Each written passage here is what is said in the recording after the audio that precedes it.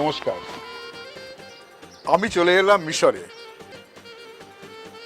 এর সর্বত্র যেখানেই যাচ্ছি সেখানেই দেখতে পাচ্ছি সেই তাদের খুঁজে পাওয়া কোন প্রাচীন সভ্যতা, তার সঙ্গে পুরো দেশটাই এখনকার এই মিশর যেন আষ্টেপৃষ্ঠে জড়ানো। আমরা প্রথমেই যাব পিরামিড দেখতে।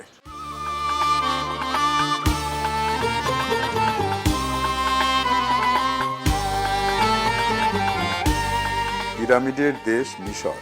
ঊষর মরুভূমির মাঝখানে সেই কোন প্রাচীনকাল থেকে আজও মাথা তুলে দাঁড়িয়ে আছে গিজাতে পরপর এই তিনটি পিরামিড।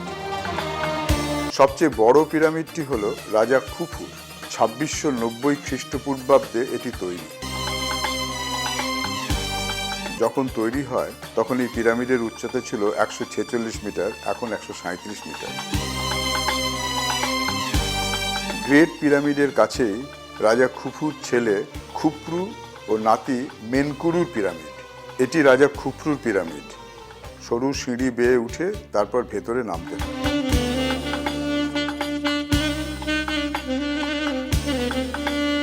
এই হলো বিখ্যাত স্ফিংস।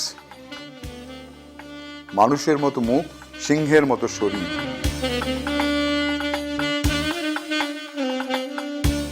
,240 ফুট লম্বা আর 66 ফুট উঁচু।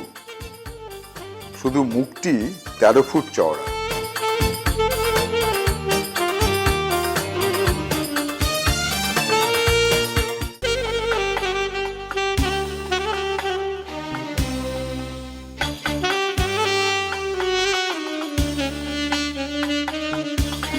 গিজার পিরামিড দেখে আমরা চললাম মেমফিস আর সাকারা দেখতে।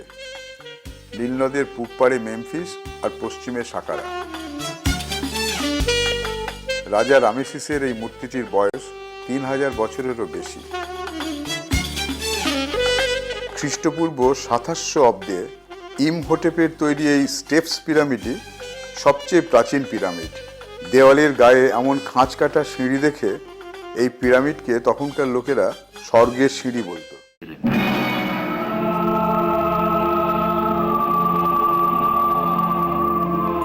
মরুভূমির বুকে আলো আর ধ্বনির এই অনুষ্ঠান যেন প্রাচীন মিশরকেই জীবন্ত করে তোলে।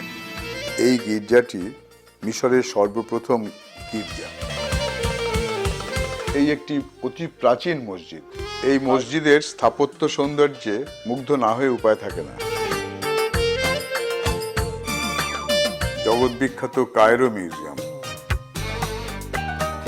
যতটুকু ঐশ্বর্য চুরি, ডাকাতি, লুটতরাজের পরও রয়ে গিয়েছিল তা অসম্ভব যত্ন করে রাখা আছে এই কায়রো মিউজিয়ামে। সেই জন্যই এই মিউজিয়ামের এত খ্যাতি, এত গুরুত্ব। শুধু পুরাতাত্ত্বিকের কাছে নয়, সভ্যতায় আগ্রহী মানুষের কাছেই নয়, সকলের কাছেই।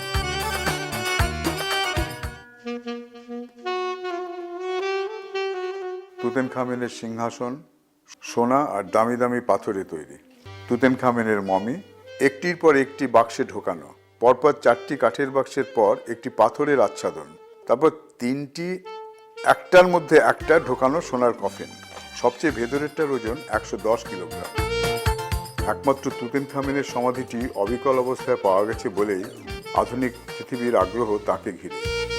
আবু সিম্বেলের জগৎ বিখ্যাত মন্দির, 200 ফুট খাড়া পাহাড়ের গায়ে খোদাই করা। এই 4টে মূর্তি দ্বিতীয় রামেসিসের। ফারাও শ্রেষ্ঠ দ্বিতীয় রামেসিস তাঁর 67 বছরের রাজত্বকালে যেমন বহু যুদ্ধ জয় করেছেন, বহু জনপদ তৈরি করেছেন, ঠিক তেমনি সারা মিশর জুড়ে রেখে গেছেন নিজের বিরাট বিরাট সব প্রতিকৃতি। নীলনদ ছিল বলেই মিশরের চাষিদের বৃষ্টির জন্য চোখে জল ফেলতে হয়নি। নীলনদের উপত্যকায় এত চাষ হতো যে মিশর সেই প্রাচীন যুগেও শস্য রপ্তানি করেছে। আর এই সেদিন দ্বাদশ শতাব্দী পর্যন্ত প্যাপিরাসের তৈরি কাগজ রপ্তানি করেছে। নীল নদের দিকে চেয়ে আছি আর ভাবছি আমরা আসলে চলেছি একটা বিশাল মরুভূমির মধ্যে দিয়ে। একদিন সকালবেলা হঠাৎ দেখি চারদিক থেকে জলদস্যুদের মতো ছিপ নৌকো আমাদের জাহাজ প্রায় ঘিরে ফেলছে। কি ব্যাপার? না, এরা এসেছে এদের নিজস্ব যে পরিচ্ছদ গালিবিয়া জাহাজের যাত্রীদের কাছে সেগুলো বিক্রি করতে, যাকে বলে নিতান্তই বেচারা ফেরিওয়ালা, জল ফেরিওয়ালা।